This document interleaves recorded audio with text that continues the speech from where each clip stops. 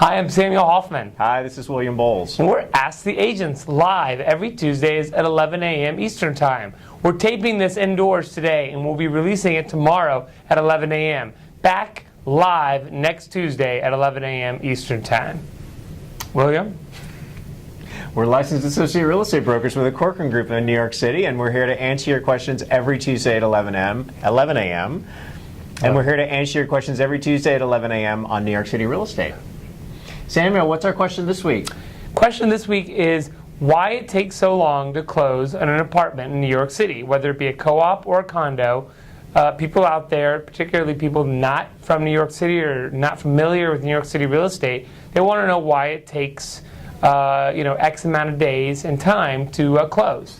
So, William? Well, I'll kick it off. So if you get outside of the New York City market, 30-day closings are pretty common. Mm-hmm. I've even seen 15-day closings, 45-day closings outside of the city are pretty long closing periods. Mm-hmm. Actually, in the city, probably the quickest closing I've ever seen is about a 30-day closing. That's a rarity. That is a rarity. That would be a cash deal, no financing, right? And that's going to be on a condominium. So I think there's a couple of things to keep in mind. One is co-ops take longer than condos. Both of them take longer than freestanding homes, single-family homes. A lot of that has to do with the application processing and the approval process that you go through in both a co-op and a condominium. You obviously don't have that with a home, so that right away shaves off 30, 45 days. So the other thing is if you're financing, and I don't care what your banker tells you and what your lender tells you, they can't close in 30 days. It just doesn't happen with a co-op or a condo. So if they're telling you that, I would throw it back to them. How many co-ops have you closed this past year? Because we've just seen it time and time again. It takes at least 30 days. Often 60 days to get a loan approved on a co-op or a condo. There's just many more layers. There's many more steps involved. If a client is asking you from the moment they identify the property they want to the closing, what's the general time frame that you give them? 90 days. 90 days. 90 days is the best time frame. If we were to walk into an open house this weekend, find the place that you love, negotiated it, the quickest you're closing is 90 days. Mm-hmm. And that's everything said and done once again, right. And getting the signed, everything. And I always think it's best to set expectations for a longer period. Hey, if it's less than 90 days, that's awesome, right? If you're not financing and it's a cash deal, so that cuts out the appraisal process and all of that, then you're closing in 60 days, and that's even better. Which is great. Right. I think you also have to consider, too, in the city, we continue to have not a lot of inventory. You're almost always buying a property that still has someone living in it, right? Mm-hmm. So you're also tied to their timing, right? So wherever they're going, whether they're moving to the suburbs or they're doing an upgrade in the city, you have to, there's multiple parties involved with deciding on when that closing date Because is. sometimes, your client might want to move in quicker than, let's say, the people living there. They might need another extra month or so, or 50 days to get all adjusted and to move out if they have a family or whatnot. So, you just never know. There's so many factors. It's case by case typically. But like William said, the general time frame we'd like to give is 90 days from the moment you identify the property you want. Something that we can actually provide you if you're interested, if you want to send us a private message or put in the comment section of this video. Below, right here. If we actually have a timeline of all the different steps that it takes to get from going out and seeing your apartment to literally closing on your apartment. So we're happy to share those if you would like to get a copy of that. Well, that's great information. Let's see, what else? What else is on our docket today? What else is on our docket? We talked about closings, and we talked about who we are. Mm-hmm. What have you heard any other questions floating out there? What about the market? What's going on with the real estate market right now? I was just going to say, there's a lot of chatter about the real estate market right now. What we're seeing on the ground in Manhattan is that the Manhattan market's acting a little bit differently than a lot of the other markets in the country. Mm-hmm. I had a teammate, we were talking about this, who moved down to Maryland recently.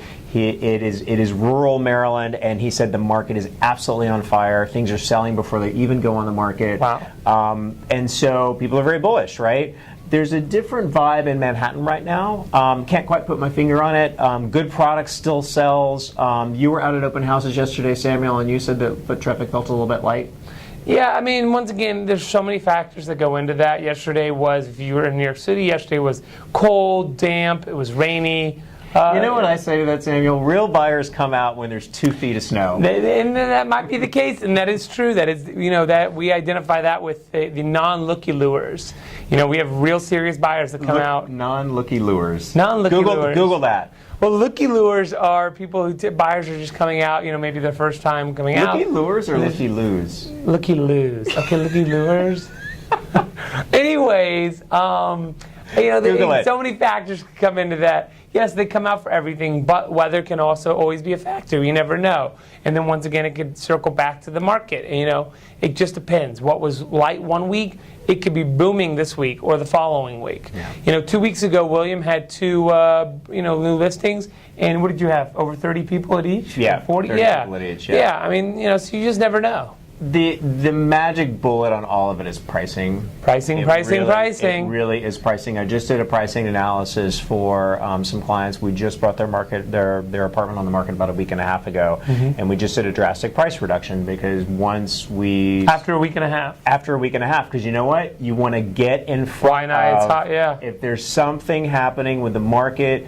Forget the market. If there's something happening with the demand of your listing, meaning there's not enough people coming through the door, you got to take action and you got to get in front of it. And it's better to do it quicker than later, than being on the market for 60 days. Your listing goes stale a little, and then then it's more of just a formality. Magic bullet is pricing, man. You got to price right in. And if you're fans of Ask the Agents, we did a video a few back about pricing, just about pricing. So I encourage and urge you to go back and see some of our videos. As it's not all just fun and games. As much as we love to, be the lighter side of real estate, we also talk about and hit great topics. So I urge you to go back and look at our pricing video because, as William said, pricing. Your apartment can be gorgeous and can be one of a kind, but if it's overpriced, it's just going to stay there. Even in this spring market. Yeah, even in the spring market, which is historically the best market. So we've talked about pricing. We've talked about the market currently.